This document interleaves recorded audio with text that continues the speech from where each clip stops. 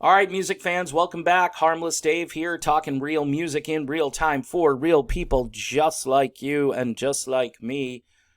Ah, I guess it's very busy being me this, this week and the last few days.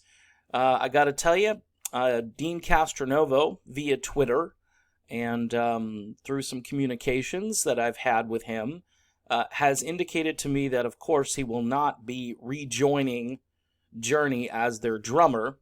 I have a feeling they did reach out to Deen at one point, but Deen had already locked into his job with the Dead Daisies, and their tour is less than a month away. And one thing I know about Deen Castronovo these days is he's not into drama. And he is trying to do his best to be a man of his word and to do those sorts of things. If you know anything about what happened to Deen, he really turned his life around. He is very much a Christian these days, and he's trying to live that kind of lifestyle. And good for him. Good for him, because he is a story of a turnaround, of redemption, and all the good things that we would hope that would happen to people. It's really tough, though. I mean, it's so easy to fall off the wagon. And so far, so good for Deen Castronovo, and I'm sure he wants to surround himself with people who can support his decision to not become, again, what he once was. So good for him. That's what this has to do with more than anything. If you haven't gathered, there's a bit of drama, and the drama is all over the place in Journey. And yesterday I kind of went off on it because, you know, you like these musicians. You like them. You love them. You grew up with them. This was the music you listened to as a kid, and into your adult years it didn't change because the music was still on the radio.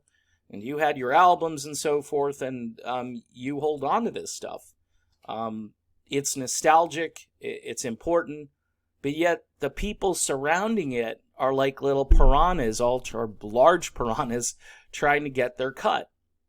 And, you know, I'm kind of having a few arguments actually on Patreon about this, where, you know, people are saying, well, the corporation is Steve Perry and Herbie and these other two guys, Smith and Valerie. That's the corporation, and these guys are trying to take that away from those guys. Based on workload and effort and all those things, it's hard for me to wrap my brain around the fact that two guys who basically want to retire from the group should have control over the group. Think of that. That doesn't make sense. And whether that's what happened with the reorganization and somehow this was able to become that, it still doesn't make a lot of sense. And the people in a courtroom are going to hear the names Neil Schon, Steve Perry, and Jonathan Cain. Those are your three main players. And those are the three that really should have controlling interests over the band. Now, it may not have been structured that way. It was originally, and the question is, did it change into something else once Perry came in there and said, I want my cut. If you guys are going to do work without me, I want a certain amount of everything. And he got that. So at this stage, I'm not sure what else Steve Perry could really want other than to control maybe the future. Maybe he's feeling a little remorse about what happened to Ross and Steve back in the mid-1980s, and he sided with those guys. Maybe he's trying to make amends with that situation. I don't know. But what we do know is that Deen Castronovo will not be part of this hot mess going forward. I would support Deen Castronovo. His new album with the Revolution Saints is fantastic. Highly recommended. It's called Rise. And his work with the Dead Daisies, you know, if you like Aerosmith and the Black Crowes and Motley Crue and stuff like that. The Dead Daisies put out some great, solid, hard rock, and their new album is going to be fantastic, and Deen is going to be a part of that, and he'll be on tour with that group. And from what I understand, Deen has really big plans for, you know, the next couple of years. You're going to see him and hear him a lot His voice, I'll tell you what, his voice is in demand. His drumming is in demand.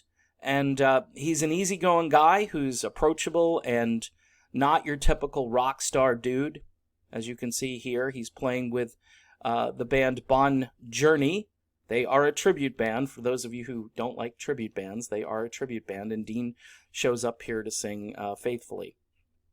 So good for him. I'm glad he's not part of that in a way. He deserves to be a part of it to some degree, but based on how everyone's behavior is right now in this situation, it's probably good that he doesn't get into this drama and then be left in the lurch again, because I really thought Journey Through Time was going to be the next big thing, and then that just went poof. And, a lot of fans were really hoping that Journey Through Time would catch on, and that would be kind of the new vehicle for this music, which I think might be getting a little stale out there. It might be. I mean, it might just be me. I don't know. A lot of people are just going back and listening to, Live in Houston and all of their old music that they had from the past with Journey, and that's enough for most people. That's enough. I would check out Revolution Saints if you haven't already done so. Their new album is Rise, featuring the vocal stylings of Mr. Deen Castronovo, and also Jack Blades from Night Ranger. So check it out, and that's it. Have yourself a great day. I'll be back with more content soon, so hang loose.